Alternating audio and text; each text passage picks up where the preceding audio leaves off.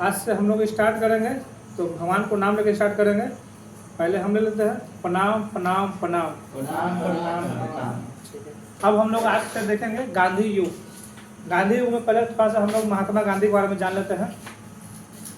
तो महात्मा गांधी का जन्म 2 अक्टूबर 1869 को गुजरात के पोरबंदर में हुआ था। महात्मा गांधी का जन्म कब हुआ था?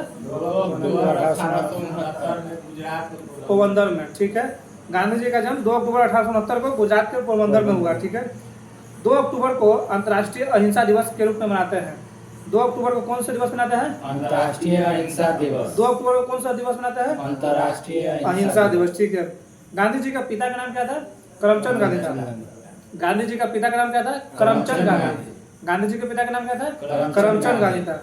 माता का नाम क्या था? पुतलीबाई।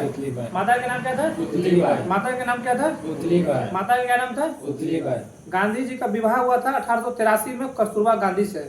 गांधी जी का विवाह कब हुआ था? 1883 में कस्तूरबा गांधी से। गांधी जी का विवाह कब हुआ था? 1883 में कस्तूरबा गांधी से। ठीक है, इनके 4 पुत्र थे। ठीक है, ठीक है, कौन कौन थे? हरिलाल, मणिलाल, रामदास, देवदास। इनके कितने पुत्र थे? 4 कौन कौन थे? हरिलाल, मणिलाल, रामदास, देवदास। और गांधी जी के 5वें पुत्र की संज्ञा जमनालाल बजाज को भी दिया जाता है। मतलब गांधी जी के जो है ना 5वें पुत्र के रूप में जमनालाल बजाज को माना जाता है। ठीक है, ये अपने नहीं थे लेकिन इनको माना जाता है, बहुत मतलब करीबी थे। तो गांधी जी के 5वें पुत्र कौन हुए? जमनालाल बजाज। गांधी जी के राजनीतिक गुरु कौन हुए? गोपाल कृष्ण गोखले। गांधी जी के राजनीतिक गुरु कौन हुए? गोखले। गांधी जी के राजनीतिक गुरु कौन हुए? गोपाल कृष्ण गोखले। ठीक है, प्रमुख शिष्य, गांधी जी का प्रमुख शिष्य कौन हुए? मीराबेन। मीराबेन थी। ठीक है, कौन शिष्य थे? मीराबेन थी, जिसका वास्तविक नाम था मैडलिन स्लेड। इसका वास्तविक नाम क्या था? Madeleine Slade. Madeleine Slade. Madeleine Slade. Madeleine Slade. Miraben का वास्तविक नाम क्या था? Madeleine Slade. कानून की पढ़ाई के लिए गांधी जी कानून की पढ़ाई के लिए 1888 में लंदन गए थे। तो गांधी जी कानून की पढ़ाई करने के लिए कहाँ गए थे? कब गए थे? 1888 में। कहाँ गए थे कानून की पढ़ाई करने? कब गए थे? 1888 में। ठीक है, 1891 में डिग्री प्राप्त कर भारत लौटे थे। 1891 में डिग्री प्राप्त कर भारत में लौटे थे। और डिग्री प्राप्त कर भारत में कब लौटे थे? 1891 में लौटे थे। ठीक है, 1893 में गुजरात के प्रसिद्ध व्यापारी दादा अब्दुल्ला के मुकदमे के लिए दक्षिण अफ्रीका गए थे। तो 1893 में गुजरात के प्रसिद्ध व्यापारी कौन थे जिसके मुकदमे के लिए गांधी जी दक्षिण अफ्रीका गए थे? तो कौन थे? दादा अब्दुल्ला। दादा अब्दुल्ला, इसको फिर से सुनिएगा। 1893 में गुजरात के प्रसिद्ध व्यापारी दादा अब्दुल्ला 1893 में गुजरात के प्रसिद्ध व्यापारी दादा अब्दुल्ला के मुकदमे के लिए दक्षिण अफ्रीका गए थे। तो 1893 में गुजरात के प्रसिद्ध व्यापारी दादा अब्दुल्ला के मुकदमे के लिए कहाँ गए थे गांधी जी? दक्षिणी अफ्रीका गए थे। ठीक है, गांधी जी के दार्शनिक विचारधारा पर इमर्सन, थोरे और टोल्स्टॉय का सर्वाधिक प्रभाव पड़ा था। गांधी जी का दार्शनिक विचारधारा, गांधी जी का जो दार्शनिक विचारधारा था ना, ये किन किन लोगों पर सर्वाधिक प्रभाव पड़ा था? तो इमर्सन, थोरे, टोल्स्टॉय। कौन कौन थे? इमर्सन, थोरे, टोल्स्टॉय। इमर्सन, थोरो, टोल्स्टॉय। दक्षिण अफ्रीका में नडाल कांग्रेस की स्थापना 1894 में हुआ था। दक्षिण अफ्रीका में नडाल कांग्रेस की स्थापना कब हुआ था? 1894 में हुआ था। दक्षिण अफ्रीका में नडाल कांग्रेस की स्थापना कब हुआ था? 1894। दक्षिण अफ्रीका में नडाल कांग्रेस की स्थापना कब हुआ था? 1894 में हुआ था। ठीक है, दक्षिण अफ्रीका के डरबन में फिनिक्स फॉर्म की स्थापना कब हुआ था? 1904 में। दक्षिण अफ्रीका के डरबन में फिनिक्स फॉर्म की स्थापना कब हुआ था? 1904। दक्षिण अफ्रीका के डरबन में फिनिक्स फॉर्म की स्थापना कब हुआ था? 1904। दक्षिण अफ्रीका के डरबन में फिनिक्स फॉर्म की स्थापना कब हुआ? 1904 में। गांधी जी ने सत्याग्रह का सर्वप्रथम प्रयोग साउथ अफ्रीका में 1906 में किए थे। ठीक है, गांधी जी ने सत्याग्रह का सर्वप्रथम प्रयोग कब कहाँ किए थे? दक्षिण अफ्रीका में। कब किए थे? 1906 में। गांधी जी ने सत्याग्रह का सर्वप्रथम प्रयोग कहाँ किए थे? दक्षिण अफ्रीका। कब किए थे? 1906 में किए थे। 1908 में पहली बार गांधी जी जेल गए थे। गांधी जी पहली बार जेल कब गए थे? 1908 में। गांधी जी पहली बार जेल कब गए थे? 1908 में। 1910 में साउथ अफ्रीका के जोहान्सबर्ग में टोल्स्टॉय फोरम की स्थापना हुई थी। तो साउथ अफ्रीका के जोहान्सबर्ग में टोल्स्टॉय फोरम की स्थापना कब हुई थी? 1910 में। 1910 में दक्षिण अफ्रीका के जोहान्सबर्ग में किसकी स्थापना हुई थी? टोल्स्टॉय फोरम की। 1910 में साउथ अफ्रीका के जोहान्सबर्ग में किसकी स्थापना हुई थी? टोल्स्टॉय फोरम की। ठीक है। गांधी जी की आत्मकथा थे सत्य के साथ मेरा प्रयोग, इसको इंग्लिश में बोलते हैं माई एक्सपेरिमेंट विथ ट्रूथ है। गांधी जी की आत्मकथा कौन थी? सत्य के साथ मेरा प्रयोग। ये कब दिए थे? 1925 में। सत्य के साथ मेरा प्रयोग कब दिए थे? 1925। सत्य के साथ मेरा प्रयोग कब दिए थे? 1925। गांधी जी का आत्मकथा क्या था? सत्य के साथ मेरा प्रयोग है, माई एक्सपेरिमेंट विथ ट्रूथ, इसका इंग्लिश में अनुवाद हो गया। 1903 में साउथ अफ्रीका में इंडियन ओपिनियन तथा लंदन प्रवास के दौरान हिंद स्वराज की रचना की गई थी। 1903 में साउथ अफ्रीका में इंडियन ओपिनियन, ठीक ना, तो इंडियन ओपिनियन साउथ अफ्रीका में स्थापना की गई थी। कब की गई थी? 1903 में। इंडियन ओपिनियन साउथ अफ्रीका में स्थापना की गई थी। कब की गई थी? 1903 में। लंदन प्रवास के दौरान हिंद स्वराज है। लंदन प्रवास के दौरान कौन से स्थापना हुआ था? हिंद स्वराज। कब हुआ था? 1909 में। हिंद स्वराज का स्थापना कब हुआ था? 1909। हिंद स्वराज की स्थापना कब हुआ था? 1909 में। कहाँ हुआ था? लंदन प्रवास के दौरान, ठीक है। 1914 में इंडियन रिलीफ एक्ट पारित हुआ था। 1914 में इंडियन रिलीफ एक्ट पारित हुआ था। इंडियन रिलीफ एक्ट कब पारित हुआ था? 1914 में। इंडियन रिलीफ एक्ट कब पारित हुआ था? 1914 में। 46 वर्ष की उम्र में 9 जनवरी 1915 को भारत लौटे थे गांधी जी, ठीक है ना। तभी से जो है हम लोग प्रवासी दिवस के रूप में मनाते हैं। तो प्रवासी दिवस कब मनाते हैं? 9 जनवरी को। कब से मना रहे हैं? 1915 से। प्रवासी दिवस कब मना रहे हैं? 9 जनवरी 1915 से। 9 जनवरी 1915 से, ठीक है। कितने उम्र के 46 उम्र में भारत लौटे थे। कहाँ पर लौटे थे? मुंबई के अपोलो बंदरगाह पर। कहाँ पहुंचे थे? मुंबई के अपोलो बंदरगाह पर। मुंबई के अपोलो बंदरगाह पर लौटे थे, ठीक है। हाँ। अहमदाबाद में साबरमती आश्रम की स्थापना कब हुई थी? 1916 में। अहमदाबाद में साबरमती की स्थापना कब हुई थी? 1916। इसमें 3 तरह से क्वेश्चन पूछ सकता है। साबरमती आश्रम कहाँ है? अहमदाबाद में। साबरमती आश्रम कहाँ है? इसकी स्थापना कब हुई थी? 1916 में। साबरमती आश्रम कहाँ है? अहमदाबाद में। इसकी स्थापना कब हुई थी? 1916 में। अखिल भारतीय खादी बोर्ड की स्थापना कब हुई थी? 1923 में। अखिल भारतीय खादी बोर्ड की स्थापना कब हुई थी? 1923 में। अखिल भारतीय खादी बोर्ड की स्थापना कब हुई थी? 1923 में। अखिल भारतीय खादी बोर्ड की स्थापना कब हुई थी? 1923। अखिल भारतीय खादी बोर्ड की स्थापना कब हुई थी? 1923। अखिल भारतीय चरखा संघ की स्थापना कब हुई थी? 1925 में। अखिल भारतीय चरखा संघ की स्थापना कब हुई थी? 1925। अखिल भारतीय चरखा संघ की स्थापना कब हुई थी? 1925। अखिल भारतीय चरखा संघ की स्थापना कब हुई थी? 1925। अखिल भारतीय चरखा संघ की स्थापना कब हुई थी? 1925। प्रमुख पुस्तक है गांधी जी का यंग इंडिया, 1919 में हुआ था इसका स्थापना। यंग 2 पुस्तक है, यंग इंडिया और हरिजन। तो यंग इंडिया 1919 में स्थापना किए थे और हरिजन को 1932 में। तो प्रमुख पुस्तक कौन कौन है? यंग इंडिया, हरिजन। यंग इंडिया की कब स्थापना हुआ था? 1919 में। यंग इंडिया 1919 में। Young India 1919। हरिजन 1932। हरिजन 1932, ठीक है। गांधी जी ने गोपाल कृष्ण गोखले की तुलना किससे की थी? गंगा से की थी।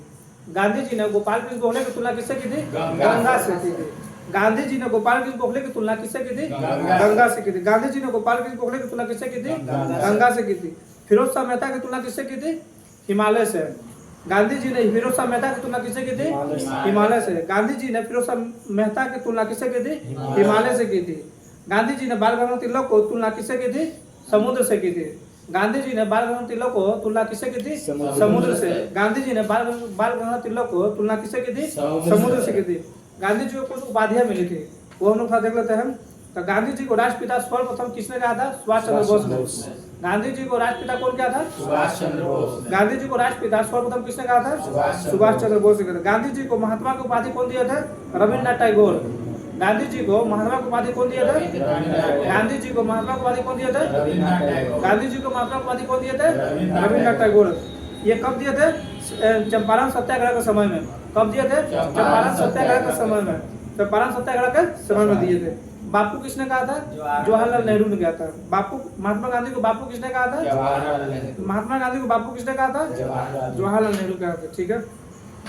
1 मैन बाउंड्री फोर्स किसने कहा था? माउंट बेटन ने कहा था। 1 man boundary force one man boundary force किसने कहा था? माउंटबेटन। गांधी जी को वन मैन बाउंड्री फोर्स किसने कहा था? माउंटबेटन ने। गांधी जी को अर्धनग्न फकीर किसने कहा था? विंस्टन चर्चिल ने। गांधी जी को अर्धनग्न फकीर किसने कहा था? विंस्टन चर्चिल ने कहा था। गांधी जी को देशद्रोही फकीर किसने कहा था? विंस्टन चर्चिल है। गांधी जी को देशद्रोही फकीर किसने कहा था? गांधी जी को देशद्रोही फकीर किसने कहा था? चर्चिल। गांधी जी को भिखारियों का राजा किसने कहा था? मदन मोहन मालवीय। गांधी जी को भिखारियों का राजा किसने कहा था? मदन मोहन मालवीय। गांधी जी को भिखारियों का राजा किसने कहा था? मदन मोहन मालवीय। गांधी जी को भिखारियों का राजा किसने कहा था? मदन मोहन मालवीय। आधुनिक युग के अज्ञात शत्रु किसे कहा? कौन कहे थे? डॉक्टर राजेंद्र प्रसाद। गांधी जी को आधुनिक युग के अज्ञात शत्रु कौन कहा था? राजेंद्र प्रसाद, डॉक्टर राजेंद्र प्रसाद। महात्मा गांधी को आधुनिक युग के अज्ञात शत्रु किसने कहा था? डॉक्टर राजेंद्र प्रसाद ने। गांधी जी को जादूगर किसने कहा था? शेख मुजीब उर रहमान। गांधी जी को जादूगर कौन कहा था? शेख मुजीबुर रहमान। शेख मुजीब उर रहमान। शेख मुजीब उर रहमान क्या कहते हैं? गांधी जी को जादूगर कहते हैं। ठीक है। महात्मा गांधी की सबसे बड़ी प्रतिमा कहाँ है? पटना में अपना गांधी मैदान के पास है। गांधी जी की सबसे बड़ी प्रतिमा कहाँ है? पटना में गांधी मैदान में है। ठीक है। गांधी जी कांग्रेस का वार्षिक अधिवेशन 1916 में जो लखनऊ में हो रहा था अधिवेशन, उसमें भाग लिए। वहीं पर राजकुमार शुक्ल की मुलाकात गांधी जी से हुई और उन्हीं के आग्रह पर गांधी जी ने चंपारण सत्याग्रह का आयोजन किया था। तो गांधी जी ने चंपारण सत्याग्रह किसके कहने पर किए थे? राजकुमार शुक्ल ने किए थे। ठीक है। किस अधिवेशन में मिले थे? 1916 के लखनऊ अधिवेशन में। ठीक है। देखिए 300 क्वेश्चन, 3 तरह के क्वेश्चन यहाँ पर है। गांधी जी चंपारण सत्याग्रह शुरू किए थे, किसके कहने पर शुरू किए थे? राजकुमार शुक्ल के कहने पर। ठीक है। किस अधिवेशन में? लखनऊ अधिवेशन। कब? 1916। ठीक है। अब हम लोग देखते हैं चंपारण सत्याग्रह। तो पहला क्वेश्चन है कि चंपारण सत्याग्रह कब हुआ था? तो 1917 में। चंपारण सत्याग्रह कब हुआ था? 1917। चंपारण सत्याग्रह कब हुआ था? 1917। गांधी जी ने भारत में सत्याग्रह की शुरुआत चंपारण से ही की थी। तो गांधी जी जो है ना, भारत में सर्वप्रथम जो सत्याग्रह किए थे ना, चंपारण सत्याग्रह से शुरू किए थे। कब किए थे? 1917 में। तो गांधी जी ने भारत में सत्याग्रह की शुरुआत किससे की थी? चंपारण से। चंपारण से, जो कब कहाँ पड़ता है? बिहार में। चंपारण कहाँ पड़ता है? बिहार में पड़ता है। चंपारण सत्याग्रह की शुरुआत किस गांव से हुई थी? तो भीती हड़वा गांव से। चंपारण सत्याग्रह की शुरुआत किस गांव से हुई थी? भीती हड़वा गांव से। भीती हड़वा गांव से। ठीक है। चंपारण सत्याग्रह की शुरुआत किस गांव से हुई थी? भीती हड़वा गांव से। चंपारण सत्याग्रह के कारण ही ब्रिटिश सरकार ने तीनकठिया प्रथा को समाप्त कर दिया था। तो चंपारण सत्याग्रह के कारण ब्रिटिश सरकार की कौन सी प्रथा को जो है समाप्त किया था? तीनकठिया। चंपारण सत्याग्रह से कौन सी प्रथा समाप्त हुआ? चंपारण सत्याग्रह से कौन सी प्रथा समाप्त हुआ? तीनकठिया प्रथा। ठीक है। गांधी जी के दबाव में आकर ब्रिटिश सरकार ने अवैध वसूली का 25% वापस करने को तैयार हो गए, जिस आधार पर हम कह सकते हैं कि गांधी जी द्वारा चलाया गया चंपारण सत्याग्रह सफल रहा था। तो गांधी जी के दबाव में आकर ब्रिटिश सरकार ने अवैध वसूली का कितना % वापस करने को तैयार हो गए थे? 25%। गांधी जी के दबाव में आकर ब्रिटिश सरकार ने अवैध वसूली का कितना % वापस करने को तैयार हो गया? 25% है, जिस आधार पर हम कह सकते हैं गांधी जी के द्वारा चलाया गया चंपारण सत्याग्रह सफल था। ठीक है। गांधी जी के दृष्टि से अहिंसा कायरों और कमजोरों के अस्त्र नहीं, केवल बहादुर और निडर व्यक्ति की इसका प्रयोग कर सकते हैं। गांधी जी के दृष्टि से अहिंसा जो है ना, कायरों और कमजोरों का अस्त्र नहीं है। अहिंसा जो है ना, कायरों और कमजोरों का अस्त्र नहीं है, केवल किसका है? बहादुर और निडर व्यक्ति का ही है। ठीक है। बहादुर और निडर लोग ही इसका प्रयोग कर सकता है अहिंसा का। ठीक है ना। अहिंसा जो है कायर और कमजोर लोगों का अस्त्र नहीं है, ये किसका है? बहादुर और निडर लोग का है। ठीक है ना। गांधी जी को 3 लक्ष्य जान से प्यारे थे। गांधी जी को 3 लक्ष्य जान से भी प्यारा थे। तो कौन कौन थे? पहला, हिंदू मुस्लिम एकता। पहला में कौन सी है? हिंदू मुस्लिम एकता। दूसरा है छुआछूत विरोध संघर्ष। छुआछूत का विरोध संघर्ष। दूसरा क्या था? छुआछूत विरोध संघर्ष। हाँ। तीसरा है देश की स्त्रियों को सामाजिक स्थिति को सुधारना। देश की स्त्रियां मतलब लड़की लोग का, देश की स्त्रियों को सामाजिक स्थिति को सुधारना, मतलब समाज में लड़कियों का स्थिति जो है सुधारना, ये तीसरा है। ठीक है। देश की स्त्रियों को सामाजिक स्थिति को सुधारना। तो कौन कौन हो गया? हिंदू मुस्लिम एकता, छुआछूत विरोध और देश में जो है स्त्रियों का जो है ना समानता, सब मतलब हाँ समानता मिले। गांधी जी एक धर्म परायण हिंदू थे। गांधी जी क्या थे? हिंदू थे, ठीक है, हिंदू थे, मगर उनका सांस्कृतिक धार्मिक दृष्टिकोण संकुचित ने होकर एक बहुत बड़ा व्यापक था, ठीक है। उन्होंने लिखा था कि गांधी जी ने लिखा था, भारतीय संस्कृति ना तो पूरी तरह हिंदू है, ठीक है, भारतीय संस्कृति ना तो पूरी तरह हिंदू है, ना ही इस्लामी है और ना ही कोई और संस्कृति है, ये सबका समन्वय है। ये किसने कहा था? गांधी जी ने कहा था।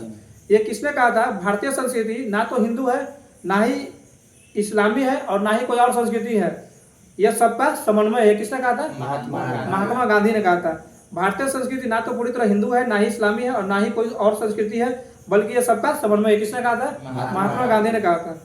गांधी जी ने 1918 में गुजरात के खेड़ा जिला में कर नहीं आंदोलन चलाया था। तो गांधी जी ने 1918 में गुजरात के खेड़ा जिला में कौन सा आंदोलन चलाया था? कर नहीं दो आंदोलन, ठीक है। गांधी जी ने 1918 में गुजरात के खेड़ा जिला में कौन सा आंदोलन चलाया था? कर नहीं दो आंदोलन। कब चलाया था? 1918 में। कहाँ चलाया था? गुजरात के खेड़ा जिला में। कहाँ चलाया था? गुजरात के खेड़ा जिला में। कौन चलाए थे? गांधी जी ने। खेड़ा सत्याग्रह में सरदार पटेल गांधी जी के अनुयायी बने थे। खेड़ा सत्याग्रह में गांधी जी के अनुयायी कौन बने थे? सरदार पटेल। सरदार पटेल मतलब सरदार वल्लभ भाई पटेल है। सरदार वल्लभ भाई पटेल टोटल हम शॉर्ट में दिए हुए हैं। खेड़ा सत्याग्रह में गांधी जी के अनुयायी कौन बने थे? वल्लभ भाई पटेल, सरदार वल्लभ भाई पटेल। अब हो गया इसका बड़ा सत्याग्रह पूरा खत्म। अब हम लोग आते हैं अहमदाबाद 1918। अहमदाबाद आंदोलन कब हुआ था? अहमदाबाद आंदोलन कब हुआ था? 1918 में, ठीक है। यह विवाद प्लेग बोनस को लेकर हुआ था। यह विवाद को लेकर हुआ था?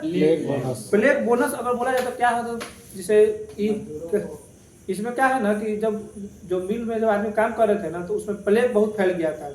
क्या फैल गया था? बीमारी। प्लेग बीमारी होता है बहुत ज्यादा, ठीक ना। तो ये जो है ना कहीं से जो है ना उत्पादन करने के लिए जो है ना, अब दूर चला तो फिर उत्पादन होगा नहीं। ठेका मतलब ले लिया था कि कितना करना है हमको, तो प्लेग आ गया तो सब छोड़ के जा रहा था। तो ये जो है ना बोला ना कि हम तुमको डबल पेमेंट करेंगे, तुम काम करो, तुमको हम पैसा देंगे। तो ये लोग काम किया था, ठीक ना। काम करने के बाद उतना रिस्क लेकर काम किया, फिर भी ब्रिटिश सरकार जो है पैसा ये लोग को नहीं दे रहा था। तो इसलिए जो है ना गांधी जी से सहयोग से फिर ये आंदोलन चलाया गया था। तब जाके बाद में जो इन लोगों को कुछ पैसा मतलब मिला, टोटल नहीं मिला लेकिन कुछ मिला कि मतलब जो जिससे कह सकते हैं कि यह सफल आंदोलन था, ठीक है। अब देखते हैं, ठीक है। प्लेग समझ गए ना, अहमदाबाद आंदोलन प्लेग बोनस क्या है। अब देखते हैं, गांधी जी ने भूख हड़ताल अहमदाबाद में मिल मजदूर के समर्थन में किया था। गांधी जी ने सर्वप्रथम किस आंदोलन में भूख हड़ताल का प्रयोग किया था? अहमदाबाद आंदोलन में। अहमदाबाद गांधी जी ने किस आंदोलन में भूख हड़ताल किए थे? अहमदाबाद। सर्वप्रथम इसी में किए थे, ठीक है ना, भारत में। गांधी जी को भूख हड़ताल की प्रेरणा किससे मिली थी? रस्किन से। गांधी जी को भूख हड़ताल की प्रेरणा किससे मिली थी? रस्किन से। गांधी जी को भूख हड़ताल की प्रेरणा किससे मिली थी? रस्किन से। गांधी जी को भूख हड़ताल की प्रेरणा किससे मिली थी? रस्किन से। गांधी जी ने अहमदाबाद में वर्ग सहयोग का नारा दिया था। गांधी जी ने अहमदाबाद में वर्ग सहयोग का नारा दिया था। गांधी जी ने अहमदाबाद में किसका नारा दिया था? सहयोग, वर्ग सहयोग। गांधी जी ने अहमदाबाद में किसका नारा दिया था? वर्ग सहयोग, ठीक है। अहमदाबाद लेबर एसोसिएशन की स्थापना कब हुआ था? 1918 में।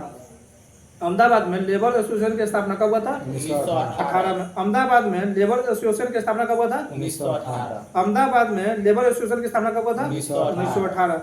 रॉलेट एक्ट जब हुआ था उस समय वायसराय कौन थे? जेम्स फोर्ड थे, ठीक है। रॉलेट एक्ट जब हुआ था उसमें वायसराय कौन थे? जेम्स फोर्ड थे, ठीक है। भारतीयों की आवाज दबाने के लिए 1918 में सर सिडनी रॉलेट की अध्यक्षता में एक आयोग का गठन किया था। इस आयोग के रिपोर्ट पर 19 मार्च 1919 को रॉलेट एक्ट लागू किया गया था। भारतीयों की आवाज दबाने के लिए 1918 में किसकी अध्यक्षता में एक आयोग का गठन किया गया था? सर सिडनी रॉलेट के, ठीक है। इसी आयोग के रिपोर्ट पर 19 मार्च 1919 को रॉलेट एक्ट लागू हुआ था। रॉलेट एक्ट कब लागू हुआ था? 19 मार्च 1919 को। रॉलेट एक्ट कब लागू हुआ था? 19 मार्च 1919। रॉलेट एक्ट कब लागू हुआ था? 19 मार्च 1919 से। रॉलेट एक्ट क्या था? ये भारतीयों का आवाज को दबाने वाला मतलब जो है ना एक्ट था ये, ठीक है। किसकी अध्यक्षता में हुआ था? Sir Sydney Rowlatt act. Sir Sydney Rowlatt की अध्यक्षता में। इस कानून के तहत है संदेह के आधार पर, मतलब संदेह के मतलब ब्रिटिश सरकार को हमको संदेह वाला कि तुम मतलब कुछ कर रहे हो, तुमको डाल देंगे जेल में। ये कानून में रॉलेट एक्ट कानून इसका मतलब यही हुआ कि जिस पर संदेह हुआ ना उसको हम डाल देंगे। ये कि कौन क्या ना सबूत पे नहीं है, हमको डाउट हुआ हम डाल देंगे जेल में, ये कहने का मतलब है रॉलेट एक्ट है। तो इस कानून के तहत संदेह के आधार पर भारतीयों को गिरफ्तार कर कमरा में मुकदमा चलाकर उसे 2 वर्ष का सजा दिया जाएगा। मतलब संदेह के आधार पर किसी को जेल में डाल देगा कितने साल के लिए? 2 साल के लिए। ठीक है। भारतीयों ने इसका विरोध करते हुए काला कानून की संज्ञा दिया था। तो रॉलेट एक्ट को कौन सा भारतीयों ने क्या संज्ञा दिया था? रॉलेट एक्ट को भारतीयों ने इसको कौन सी संज्ञा दिया था? काला कानून। काला कानून किसे कहता है? रॉलेट एक्ट को। काला कानून किसे कहता है? Rowlatt act. ये रॉलेट एक्ट को काला कानून कौन ने संज्ञा दिया था? भारतीयों ने दिया था। साथ ही इसे बिना वकील, बिना अपील, बिना दलील को वाले कानून की संज्ञा दिया था। ठीक है। रॉलेट एक्ट को क्या क्या बोले थे? बिना वकील, बिना कोई अपील नहीं होगा, बिना कोई अपील नहीं कर सकता है, और बिना दलील, कोई दलील नहीं, सीधा जेल में था। ठीक ना। तो रॉलेट एक्ट क्या हुआ? कौन सा कानून की संज्ञा दिया गया? बिना वकील, बिना दलील, बिना अपील। ठीक है। गांधी जी ने इस कानून के विरोध में देशव्यापी हड़ताल कब चलाया था? 6 अप्रैल 1919 को रॉलेट एक्ट के विरुद्ध में हड़ताल चलाए थे। कब चलाए थे? 6 अप्रैल 1919 को। गांधी जी ने इस कानून के विरोध में देशव्यापी हड़ताल चलाए थे। कब? 6 अप्रैल 1919 को। 6 अप्रैल 1919 को। 6 अप्रैल 1919 को। रॉलेट सत्याग्रह का सबसे बड़ा केंद्र पंजाब का अमृतसर था। रॉलेट सत्याग्रह का सबसे बड़ा केंद्र कहाँ था? पंजाब का अमृतसर। रॉलेट एक्ट सत्याग्रह का सबसे बड़ा केंद्र कहाँ था? पंजाब का अमृतसर, जहाँ सत्यपाल और सफेदुल किचलू इसका नेतृत्व कर रहे थे। तो रॉलेट एक्ट का सबसे बड़ा केंद्र कहाँ था? पंजाब का अमृतसर में था, जिसका जो है ना जो हड़ताल चल रहा था तो उसका जो है ना नेतृत्व कौन कर रहा था? सत्यपाल और सफेदुल किचलू। डॉक्टर सत्यपाल और सफेदुल किचलू। डॉक्टर सत्यपाल और सफेदुल किचलू। ठीक है। अब हम लोग देखेंगे, ये हो गया अहमदाबाद आंदोलन खत्म हो गया है। अब हम लोग देखेंगे जलियांवाला हत्याकांड। तो जलियांवाला बाग हत्याकांड कब हुआ था? 1919 को। जलियांवाला बाग हत्याकांड कब हुआ था? 1919। जलियांवाला बाग हत्याकांड कब हुआ था? 1919 को। रॉलेट एक्ट, ठीक ना, रॉलेट एक्ट तथा डॉक्टर सत्यपाल और किचलू की गिरफ्तारी के विरोध में अमृतसर की जनता 13 अप्रैल 1919 को जलियांवाला बाग में एकत्रित होकर जनसभा का शांतिपूर्वक संचालन कर रहे थे। ठीक है ना। जलियांवाला बाग जो हुआ ना, जलियांवाला बाग हत्याकांड है, जलियांवाला बाग हत्याकांड किस लिए हुआ था? तो डॉक्टर सत्यपाल और सफेदुल किचलू को गिरफ्तारी के विरोध में, ठीक ना, सत्यपाल और सफेदुल किचलू की गिरफ्तारी के विरुद्ध में अमृतसर की जनता ने 13 अप्रैल 1919 को जलियांवाला बाग जो जगह है वहाँ पर, मतलब बाग एकत्रित होकर जनसभा का शांतिपूर्वक संचालन कर रहे थे। तभी पंजाब के लेफ्टिनेंट गवर्नर जनरल डायर के आदेश पर सैनिकों ने इन पर निहत्थे भीड़ पर जानबूझकर गोली बरसाई, जिसे जलियांवाला बाग हत्याकांड कहते हैं। जलियांवाला बाग हत्याकांड समझ गए किसे कहते हैं?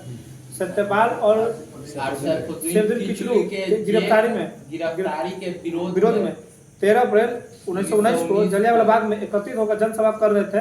तो इसमें जो लेफ्टिनेंट जनरल ओ डायर के आदेश से सैनिकों ने निहत्थे गोली सब पर चला दिया। ठीक ना, जो जनसभा कर रहे थे। इसी को हम लोग क्या बोलते हैं? जलियांवाला बाग हत्याकांड। तो जलियांवाला बाग हत्याकांड कब हुआ था? 13 अप्रैल 1919 को। 13 अप्रैल 1919 क्यों हुआ था? डॉक्टर सत्यपाल किचलू के गिरफ्तारी के विरुद्ध में जनसभा कर रहे थे।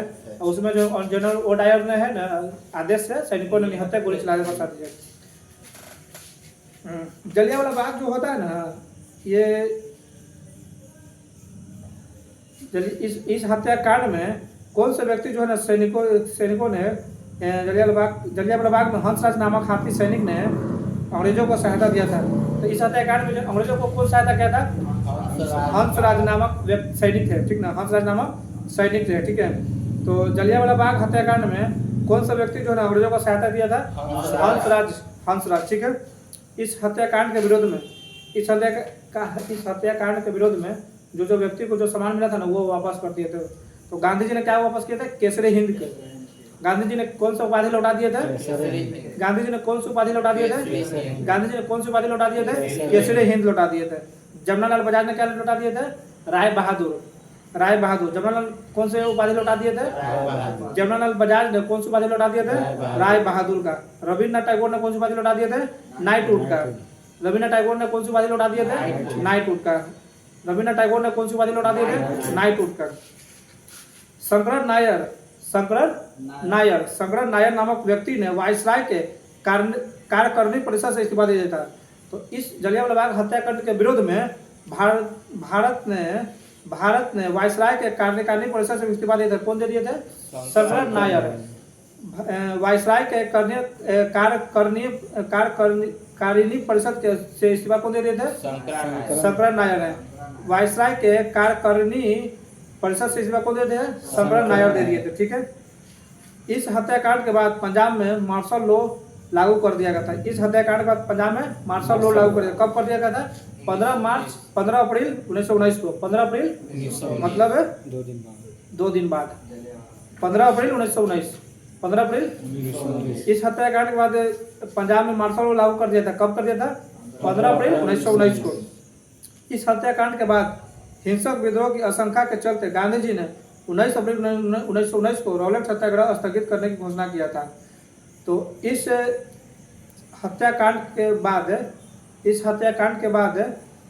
हिंसक विद्रोही की आशंका के चलते मतलब गांधी जी को लगा कि मतलब जो है ना मतलब कुछ ज़्यादा मतलब विद्रोह हो सकता है, हिंसक फैल सकता है। तो गांधी जी ने 19 अप्रैल 1919 को रॉलेट सत्याग्रह स्थगित करने की घोषणा कर दी गई थी। रॉलेट जो सत्याग्रह हो रहा था विरोध में, वो जो है ना गांधी जी ने स्थगित कर दिया था। कब कर दिया था? 19 अप्रैल 1919 को। ठीक है। अब देखते हैं हम लोग ये हो गया जलियांवाला बाग खत्म। अब कितना मिनट हुआ? 26 रुको। हंटर कमीशन का रिपोर्ट हम लोग लास्ट टॉपिक कर लेते हैं। ठीक है आज का। तो जलियांवाला बाग हत्याकांड की जांच के लिए W हंटर की अध्यक्षता में हंटर आयोग का गठन किया गया था। तो जलियांवाला बाग के जांच के लिए किसके अध्यक्षता में हंटर आयोग का गठन हुआ था? W हंटर के। तो हंटर आयोग की अध्यक्षता कौन किए थे? हंटर ने। किसके लिए जो है ना ये गठन किया गया था? जलियांवाला बाग हत्याकांड की जांच के लिए। आवर इंडियन मुसलमान पुस्तक लेखक कौन है? W Hunter. आवर इंडियन मुसलमान पुस्तक लेखक हंटर। ठीक है। किसने कहा था मुसलमान यदि खुश और संतुष्ट है तो भारत में ब्रिटिश शक्ति का महत्व बचाव होगा। ठीक है। किसने कहा? W हंटर ने कहा था मुसलमान यदि खुश है और संतुष्ट है तो भारत में ब्रिटिश शक्ति का महत्व बचाव होगा। ठीक है। मुसलमान यदि खुश और संतुष्ट है तो भारत में ब्रिटिश शक्ति का महत्व बचाव होगा। W हंटर के आयोग में कुल 8 सदस्य थे जिसमें 3 भारतीय थे। हंटर आयोग जो गठन किया गया था उसमें कितने लोग थे? 8 लोग। 8 में से कितने भारतीय थे? 3 थे। 3 भारतीय कौन थे? चिमन लाल सीतलवाड़। पहला का नाम कौन था? चिमन लाल सीतलवाड़। कौन था? चिमन लाल सीतलवाड़। ठीक है। दूसरे थे साहबजादा सुल्तान अहमद। दूसरा कौन थे? साहबजादा सुल्तान